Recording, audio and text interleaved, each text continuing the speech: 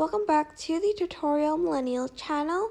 In this video, I'm going to be showing you guys how you can add sound effects to your video in CapCut. So what you're going to want to do first is press Add Audio. So go and select that, or press the audio button over here and just press Effects. And then here you can find a lot of sound effects to choose from.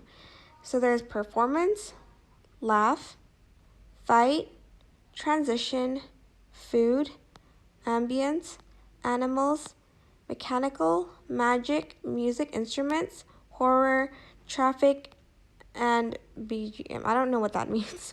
Oh, background music, I guess. That's what it means. And to use it, for instance, you want to use taking a photo.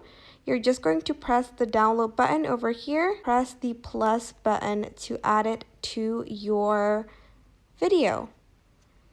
Or for instance, you want to favorite it, so press effects again, press the star button here, and you're just going to find it in this sort of tab, and you're just going to press the plus button to add it to your video.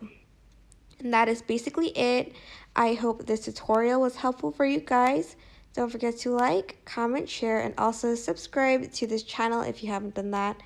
If you have any questions, just leave it in the comment section down below and I will try my best to answer them all. Thank you so much for watching. Bye!